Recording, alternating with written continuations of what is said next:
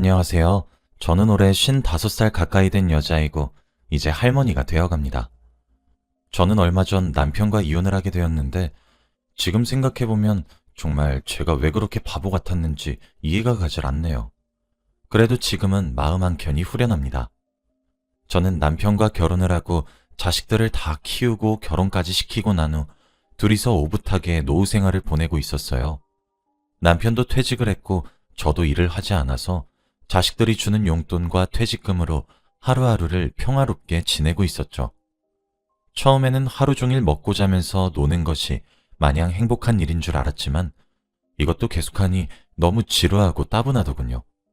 그래서 취미생활을 가져볼까 싶었는데 마땅히 하고 싶은 취미생활도 없을 찰나에 남편이 저에게 물어보더라고요. 여보, 우리 산악동호회 들어갈까? 저는 평소에 운동을 정말 싫어하고 가만히 있는 걸 좋아해서 그냥 혼자 하라고 했습니다. 그런데도 남편은 제발 딱 한 번만 가보고 결정하자. 주위에서 다 산악동호회 하는데 다들 그렇게 재밌대. 응? 하며 저를 설득했어요. 저는 끝까지 혼자 가라고 걷기 싫다고 했지만 결국 남편의 성화에 못 이겨 산악동호회를 들어가게 되었죠. 남편은 오랜만에 산을 타는 거라면서 잔뜩 기대를 했고 며칠 전부터 등산복이랑 등산화까지 장만하고 기대하고 있더군요. 결국 당일이 되어 산을 타기 시작하는데 정말 오랜만에 하는 운동이라서 숨이 차오르고 당장이라도 쓰러질 것 같아서 남편과 함께 그 자리에서 내려왔습니다. 아, 여보, 정상 다 와가는데 왜 그래? 여보, 나 진짜 쓰러질 것 같아. 그만 돌아가자, 우리. 아, 나 정상 찍고 싶었는데. 그건 다음에 하자. 미안해. 결국 제 체력에 못 이겨 저희는 뒤풀이도 못하고 집으로 귀가를 하게 되었습니다. 등산 조금 했다고 며칠 동안 근육통을 달고 살았고 너무 괴로웠어요. 그래서 다시는 등산을 하지 않겠다고 다짐했죠. 남편은 체력도 어찌나 좋은지 다녀와서는 몸이 개운해진 느낌이라며 얼른 다음 등산 또 가고 싶다고 했고 결국 다음 등산부터는 남편 혼자서 가게 되었죠. 남편은 동호회를 가기 며칠 전부터 잔뜩 기대를 하며 저에게 어떤 산을 갈 건지 떠들기도 했고 갔다 와서는 저에게 찍은 사진을 보여주며 어때? 너무 예쁘지? 같이 가면 너무 좋았을 텐데 라고 저를 위하는 말을 항상 해주어서 저는 고마웠어요. 그래도 저는 등산이 너무 싫었기 때문에 갈 생각은 전혀 없었지만요. 아무튼 남편은 등산을 가기 며칠 전부터 잔뜩 기대를 하며 무엇을 입고 간식은 뭘 싸갈지 행복한 고민을 했어요. 그렇게 남편의 옷장엔 등산복도 하나 둘씩 늘어났습니다. 그런데 등산이 잦아질수록 동호회 사람들이랑 친해졌는지 집에 늦게 들어오고 연락도 잘 안 되고 항상 술이 잔뜩 취해서 집에 들어오는 게 아니겠어요? 그리고 무엇보다 항상 사우나를 들려서 몸을 씻고 집에 들어와서 몸에서는 항상 목욕 냄새가 진동을 했죠. 남편이 집에 오자마자 왜 늦었고 왜 연락을 안 받냐고 물어도 등산하느라 휴대폰을 볼 여력이 없었다고 대답했고 왜 씻고 들어오냐고 물어도 땀 냄새 때문에 어쩔 수 없었다고 핑계만 늘어놓고는 자기 피곤하다며 곧장 침대로 가서 눕더군요. 남편의 바뀐 모습이 속상하고 서운하긴 했지만 그래도 취미생활을 가진 모습을 보고 다행이라고 생각하려고 했습니다. 그런데 원래 동호회를 많이 가야 일주일에 한 번 가던 남편이 요즘 들어 일주일에 3번 혹은 4번을 나가는 것이 아니겠어요? 나이도 먹을 대로 먹은 양반이 그렇게 집을 자주 나가서 산을 탄다는 게 도저히 믿기지 않았지만 남편의 몸이 예전과는 다르게 단단해졌다는 것을 느꼈기 때문에 등산을 하러 가는 것을 말릴 수는 없었죠. 마음 한켠에는 남편이 밖에서 무엇을 하고 다니는지 의심이 들었지만 그래도 함부로 추측하려고 하지 않았습니다. 원래 이 나이대의 부부들은 다 알면서도 모른 척하고 지내는 것이라고 주위 사람들에게 배웠거든요. 그래서 잦은 동호회에 저는 아무 말도 하지 않았습니다. 그런데 하루는 갑자기 남편이 여보, 나 동호회 사람들이랑 1박 2일로 강원도에 놀러 가기로 했어 라고 하길래 저는 무조건 안 된다고 했어요. 그 동호회는 유부녀 유부남들의 성지이고 그 모임을 보내주는 아내와 남편은 없을 거라면서 오만 화를 다 냈더니 아니, 이거 하나 이해 못 해줘? 여보, 나 의심하는 거야, 지금? 그냥 동호회 사람들이야. 나랑 이야기도 잘 통하고, 마치 어릴 적부터 봐온 사람들처럼 그냥 만나면 등산 얘기밖에 안 한다니까? 그래도 안 돼. 여보, 내가 다른 건 다 이해해도 다른 여자들이랑 1박 2일은 절대 허락 못 해주겠다. 그럼 여자 없으면 가능해? 여자 없이 1박 2일 여행을 가겠다고? 응. 그렇게 내가 못 믿어오면 내가 여행 가서 증거물 다 남길게. 그 정도로 그렇게 가고 싶어? 응, 응. 나 오랜만에 마음 맞는 사람들 만나서 너무 기쁘단 말이야. 저는 어쩔 수 없는 남편의 고집에 백기를 들었고, 결국 남편은 여자와 함께 동행을 하지 않겠다는 약속을 하고 강원도로 1박 2일 여행을 떠났습니다. 출발할 때 사진으로 저에게 인증샷을 보냈고, 펜션에 도착하고 고기를 구워 먹고 등등 거의 1시간에 한 번씩 사진을 찍어서 보내는 모습에 저도 걱정을 덜어놓을 수 있었죠. 남편이 집으로 돌아오는 날, 남편이 동네에서 동호회 사람들이랑 술 한잔하고 오겠다며 늦을 거라고 먼저 자라고 했지만 저는 남편이 보고 싶어서 거실에서 기다리고 있었습니다. 그런데 새벽 2시가 되어서 들어온 남편은 술 냄새는 전혀 안 났고 오히려 비누 냄새가 잔뜩 배어서 들어왔죠. 그런데 남편은 집에 들어와서 제가 잠을 자지 않고 거실에서 기다리고 있는 모습에 놀랐는지 여보, 안 잤어? 아니, 난 자는 줄 알고. 여보, 이거 무슨 냄새야? 왜 씻고 들어와? 뭘 씻고 들어와. 그냥 여보 기분 탓일 거야. 라며 말을 돌렸고, 나 너무 피곤해서 빨리 자야겠어. 라며 방으로 황급히 들어가 버렸죠. 저는 겨우 남편에 대한 의심을 덜어놓았는데, 이렇게 또 의심을 하게 되었고, 다음날 남편은 또 밖으로 나가더군요. 저는 제 가장 친한 친구인 미숙이를 저희 집으로 불러 오랜만에 차도 마시면서 이야기를 나누었죠. 미숙아, 나 요즘 고민 있다? 왜? 무슨 일인데? 아니, 요즘 내 남편이 조금 수상해. 산악동호회 다니면서 부쩍 자주 나가고 항상 들어올 때 씻고 들어온다? 뭐? 산악동호회? 너 도대체 그런 곳을 무슨 생각으로 네 남편 보내는 거야? 아니, 왜? 아니, 산악동호회는 불륜의 성지인 거 몰라? 아, 거긴 내가 가봤는데 그런 것 아니야. 아, 나도 처음에 했었는데 평범하게 등산만 하는 동호회더라고. 야, 그래도 믿지 마. 산악회 사람들 전부 다 유부남들이야. 요즘 인터넷 카페로 가입해서 개인적으로 만나고 여행도 가고 막 그런데도 너 조심해. 이미 여행도 갔다 왔는데? 뭐? 아니, 여자들 빼고 남자끼리 갔어. 야, 그걸 어떻게 믿는데? 아니, 남편이 계속 사진도 보내줬으니까 믿지.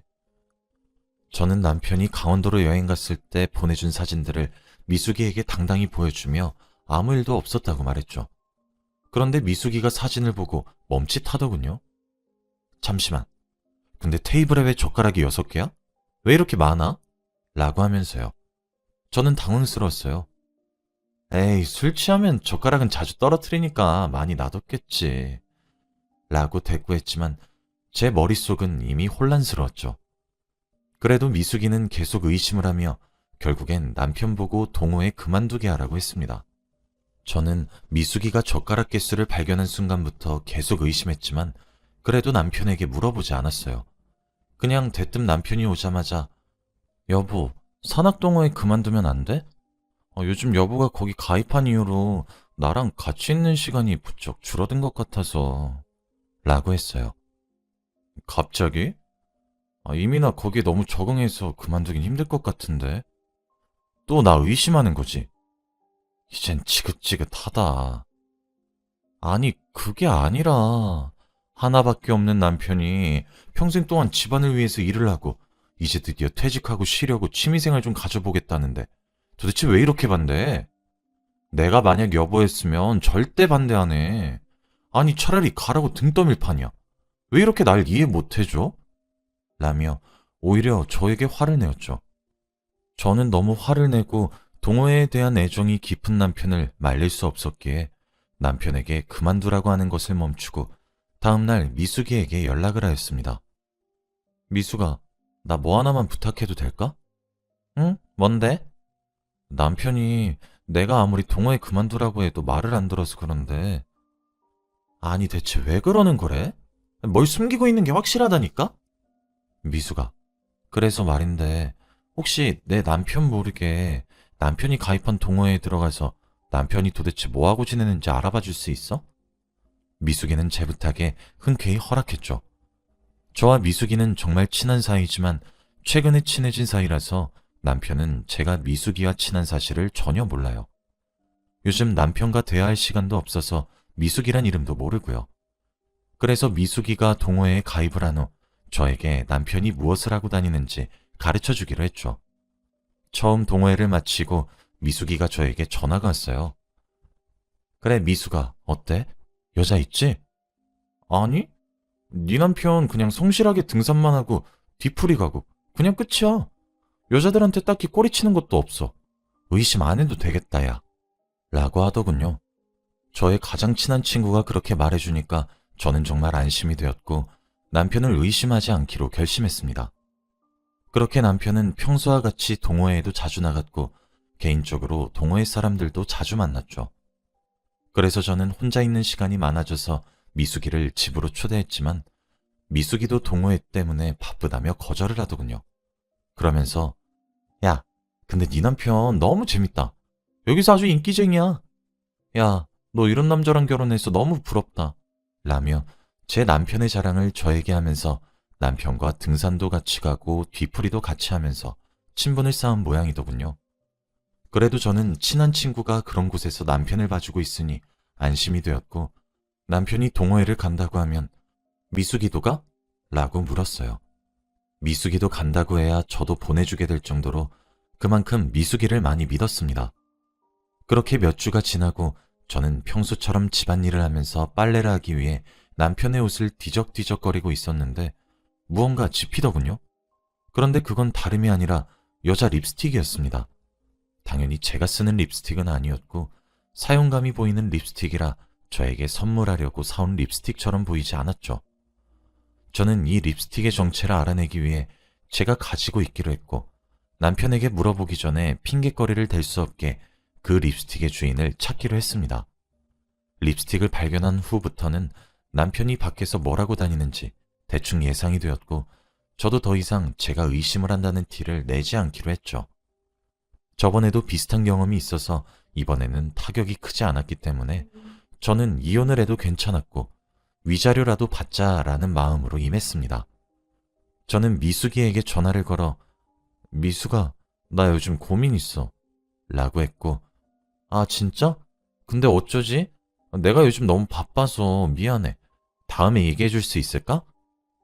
미숙아, 남편 옷에서 다른 여자 물건이 나왔어 라고 한 순간 미숙이는 바로 저희 집으로 오겠다고 했어요. 그런데 저희 집 현관문을 열고 들어오자마자 미숙이는 제게 갑자기 야, 나 립스틱 잃어버렸는데 어쩌지? 그거 비싼 건데 라며 저에게 말을 하는 게 아니겠어요? 그래서 저는 그래? 무슨 브랜드인데? 아, 그거 내가 좋아하는 브랜드 있잖아. 미숙이는 예전부터 좋아하던 명품 브랜드가 있었는데 거기서 샀다고 했고 자기 남자친구가 선물해준 거라 아끼는 거였는데 잃어버려서 큰일 났다고 했습니다. 미숙이는 몇 년 전에 이혼을 했고 아기도 없어서 혼자서 지내고 있어요. 너 남자친구 생겼어? 내가 말 안 했나? 아, 요즘 그 사람 때문에 너무 행복해. 나한테 너무 잘해줘. 그 립스틱도 그 사람이 사준 건데 큰일 났다. 제가 남편의 옷에서 얻은 립스틱도 미숙이가 잃어버린 립스틱의 브랜드가 같았거든요. 저는 애써 담담한 척했지만 그래도 그 브랜드가 워낙 유명한 브랜드라 많은 사람들이 갖고 있기 때문에 저는 미숙이를 의심하지 않으려고 했어요. 그때 미숙이가 아 맞아. 너 남편 옷에서 다른 여자 물건 나왔다며? 그거 뭔데? 아니야. 그냥 내 물건인데 내가 잠깐 착각했더라고. 오랜만에 본 물건이라서. 저는 미숙이에게 도저히 립스틱 얘기를 할 수 없었기에 그냥 혼자서 그 립스틱의 주인을 찾으려고 했습니다. 미숙아, 그래서 동호회 재밌어? 요즘 동호회 다닌다고 통 연락 안 된다 너. 너무 재밌어. 사람들이 너무 재치가 넘쳐. 웃느라 시간 가는 줄 모른다니까? 그래? 나도 가입할까? 에이, 넌 체력이 안 좋아서 안 될걸? 이라고 하며 저의 가입을 말리는 눈치길래 저는 알겠다고 했고, 도대체 얼마나 재밌는 동호회길래 저희 가입을 그렇게 말리나 싶어 저희 휴대폰으로 그 카페에 들어가서 가입을 하니 정말 카페의 내용은 충격적이었습니다. 전부 다 유부녀 유부남들의 사진이었고 다 같이 여행을 간 사진, 그리고 아기까지 있는 사람들이 산악동호회를 가서 연인이 되어 글을 남기는 경우가 대다수였고, 그리고 사진글도 아내 몰래 온 여행 너무 재밌네요 라는 멘트와 함께 찍은 사진들도 많았습니다. 저는 그렇게 입이 떡 벌어진 채로 그 카페 글을 읽어가고 있었는데 우연히 본 사진 속에는 익숙한 얼굴들이 있더군요. 바로 미숙이와 저희 남편이었습니다. 뒤풀이를 하는 사진이었는데 둘은 산악회에서 유명한 커플인지 댓글에는 정말 잘 어울려요. 역시 우리 동호회의 대표 커플 이라는 반응뿐이었습니다. 저는 정말 어처구니가 없었죠. 저는 그 사진들을 다 저장하고 남편이 뒤풀이를 하고 있다는 장소로 가니 역시 그곳에는 미숙이와 동호회 사람들과 술을 마시고 있었고 남편과 미숙이는 사진 속 모습처럼 다정해 보였습니다. 저는 당장 그 술집으로 들어가 그 사진을 내밀며 야, 니네 뭐하냐? 라고 소리를 질렀고 그 가게에 있던 사람들은 저희 테이블로 눈길을 다 돌리며 제가 하는 말에 모두 귀를 기울이고 있었죠. 당신 미쳤어? 다른 사람도 아니고 나랑 제일 친한 미숙이랑 불륜? 그리고 미숙이 너 어떻게 그렇게 나한테 뒤통수를 치냐? 너 립스틱 줬다던 그 남자친구가 내 남편이었어? 너 일부러 그랬지? 그래, 일부러 그랬다. 네가 워낙 둔하길래 이젠 눈치 좀 채라고. 네 남편 옷에 내 립스틱 일부러 숨겨뒀고 그리고 일부러 가서 립스틱 잃어버렸다고 티도 냈다. 얘가 자존심만 더럽겠지 해서는 야, 네 남편 안 쓸 거면 나한테 줘. 어차피 너 남편 사랑하지도 않잖아? 저는 믿었던 미숙이에게 이런 배신을 당하니 어처구니가 없었죠. 뭐? 남편을 줘? 당신도 같은 생각이야? 제 물음에 남편은 아무 말도 하지 못했고 그 자리에 있던 사람들은 모두 저를 불쌍한 눈으로 쳐다봤죠. 친구 남편을 빼앗아간 미숙이는 오히려 당당한 태도로 저에게 야, 그리고 네 남편 나랑 만난 거 네 책임도 있다? 네가 애초부터 남편 감시하라고 동호회에 들어가라고만 안 했어도 이런 일은 없었지.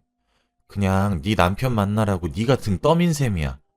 그러니까 우리가 만난 건 네 잘못도 있다는 걸 명심하라고. 그리고 내가 가기 전부터 네 남편 다른 여자들이랑 하호 떠들면서 밤마다 놀더라. 그냥 내가 모른 척 한 거야. 라고 하더군요. 저는 정말 화가 치밀어 올라서 거기 있던 맥주병을 미숙이 머리 위로 쏟아부으며 말했어요. 야, 네 남자친구 별 쓸모도 없을 건데? 부인이 시퍼렇게 두 눈 뜨고 살아있는 집안의 남자 채가셔서 아주 좋으시겠어요. 미숙이는 소리를 질렀고 저는 남편을 바라보며 미숙이 남자친구분, 미숙이가 당신 정말 사랑하는 것 같으세요? 그쪽 말고도 다른 남자친구 많을 거예요. 평생 속으면서 살아보시던지요. 자기 아내도 그렇게 속이면서 살아오셨는데 그리고 너희들 절대 내가 용서 안 해. 평생 돈 갚으면서 살아봐라. 라고 한 뒤 가게를 나왔고 다음날 해가 뜨자마자 저는 법원으로 가서 이혼 서류를 발급했고 그리고 미숙이를 상간녀 소송을 진행했습니다. 저는 절대 합의 이혼을 하지 않았고 카페에 올라와 있던 사진과 가게, CCTV 자료를 총동원해서 그들에게 청구할 수 있는 위자료는 최대한 높게 청구했고 그들은 평생 저에게 돈을 갚으면서 살아야 하는 처지가 되었죠. 그렇게 이혼과 상간녀 소송이 끝나고 저는 지금 그들의 위자료를 받으며 살아가고 있습니다. 동네에는 소문이 자자하게 났고 한동안 저희 집 이야기가 사람들 입에 자주 오르락내렸죠. 그래도 그건 한순간이었고 저는 전혀 개의치 않았습니다. 들어보니 미숙이는 결국 다른 남자를 만나서 그둘은 헤어지게 되었다고 하네요. 나중에 알게 된 사실이지만 자기가 이혼하고 혼자 살 동안 저는 자기와 다르게 안정적이고 평화로운 가정을 꾸리면서 살고 있는 게 배 아파서 제 남편을 빼앗은 거였고 제가 순순히 남편을 가지라고 하고 전혀 기죽지 않는 모습을 보이니까 더 이상 남편은 쓸모가 없어졌고 그렇게 미숙이는 자취를 감추었습니다. 남편은 제 생일과 결혼기념일 때만 되면 저에게 꽃과 편지를 보내곤 해요. 잘못했다고 용서를 해달라고 하면서요. 하지만 저는 절대 용서해줄 생각도 없고 이제 자식들도 다 큰 성인이 되었기 때문에 자기 아빠의 이런 이야기를 듣고도 그렇게 충격을 받지 않더군요. 그래서 남편은 지금 어디서 뭐하고 사는지 전혀 모릅니다. 제 이야기는 여기까지예요. 들어주셔서